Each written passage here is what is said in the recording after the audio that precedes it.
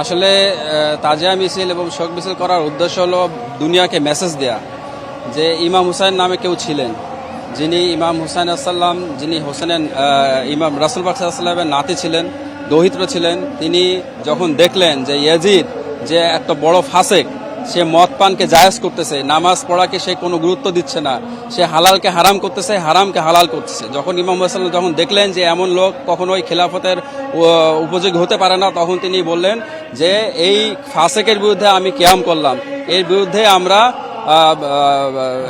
একে আমরা মানি না।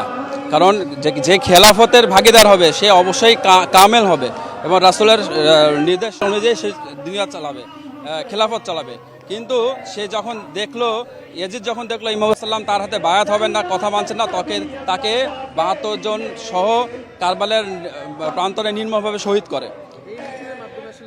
এই মিছিলের মাধ্যমে আমরা মেসেজ দিচ্ছি যে হুসাইন আলাইহিস সালাম যিনি সত্যের পথে নিজেকে বিলিয়ে দিয়েছেন, আজকেও এই সত্যের পথে আমাদেরকে এগিয়ে আসতে হবে, সব সময় সত্যের সাথে থাকতে হবে, মিথ্যার বিরুদ্ধে রুখে দাঁড়াতে হবে। এটা ইমাম হুসাইন ইসলামের মেসেজ। লা ইলাহা ইল্লাল্লাহ মুহাম্মাদুর রাসূলুল্লাহ, এই কালমার বাণী হুসাইন সাক্ষী আজও এই কারবালা। এই কারবালার মাঠে ইয়াজিদ চেয়েছিল ইমাম হুসাইনের বায়াত, ইমাম হুসাইন বায়াত করেনি বলে ইমাম হুসাইনকে ৭২ জন সাথীর সঙ্গে শহীদ করা হয়েছে।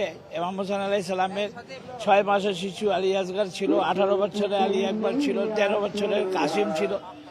সবাইকে আশুরের দিন ইমাম হুসাইন একদিনের সময় চেয়েছিলেন, আমাকে একদিনে ৯ তারিখে রাত্রে ইমাম হুসাইনকে শেষ করে দিতে চাইছিল, হত্যা করতে চাইছিল। ইমাম হুসাইন বললেন একদিনের আমার সময় নয়, আমি আল্লাহর ইবাদত করব। একদিনে ইমাম হুসাইন ইসলাম ৯ মুহররমের রাত্রে ইমাম হুসাইন আল্লাহর ইবাদত করার সময় নিলেন এবং ফজরের সময় ইমাম হুসাইনের বড় ছেলে আলী আকবর ১৮ বছরের ছিল। ইমাম হুসাইন আলাইহিস সালাম বললেন আকবর আজান দাও, সকালের নামাজ পড়লেন। আলী আকবর আজান দিলেন, যখন ইমাম হুসাইন নামাজ শুরু করলেন তো চারদিক দিয়ে তীর বর্ষা, এরা মারা নামাজের অবস্থায় তীর বর্ষা মারা শুরু করলেন।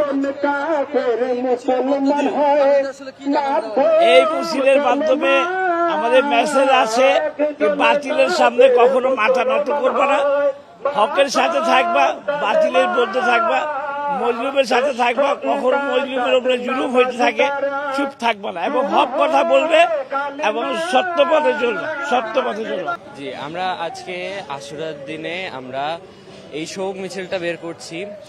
এই দিনে ১০ মুহররম কারবালা ময়দানে ইমাম হোসেন এবং তার পুরো পরিবারকে, তার আসহাব সহ ৭২ জন তারা উনাদেরকে মারা হয়েছিল, উনাদেরকে শহীদ করা হয়েছিল। কেন? কারণ তারা প্রতিবাদ করেছিলেন, কিসের প্রতিবাদ করেছিলেন? ইয়াজিদ ওই সময়ের যে বাচ্চা ছিল, যে হুকুমতে ছিল, সে করেছিল যে ও ইসলামকে পুরো পাল্টে দিচ্ছিল। যেরকম মদ খাওয়া, এটা তো আমরা সবাই জানি যে এটা তো পুরোই হারাম। এটা দিয়ে আমরা এই মেসেজটা দিচ্ছি যে যারা সব সময় প্রতিবাদ করে জুলমের এগেইনস্ট, যারা হকের সাথে থাকে, তাদের সাথে যে অন্যায়টা হয় এটা যেন আর না হয় পৃথিবীতে। যেরকম আজকে আমরা দেখতেছি ফিলিস্তিনের সাথে যেরকম হচ্ছে, ইসরায়েল অন্যায় করতেছে তাদের উপর, কিন্তু এটার প্রতিবাদ করা উচিত। তো এটা ইরানই করতেছে এখন, এটাই আমরা দেখতে পাচ্ছি। ওরকম ভাবে আমরা চাচ্ছি যে সারা পৃথিবী এভাবে আন্দোলন করুক জুলমের এগেইনস্ট এবং প্রতিবাদ করুক।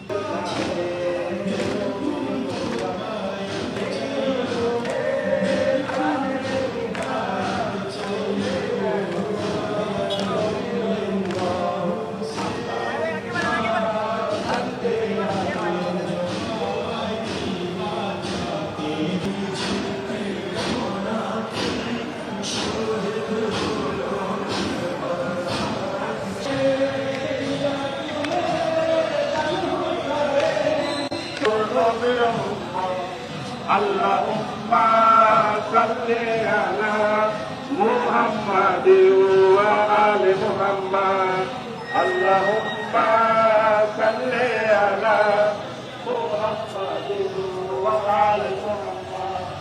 নামাজ রোজা আল্লাহর কোরআন রাখি তোরে সালাতের নাম। নামাজ রোজা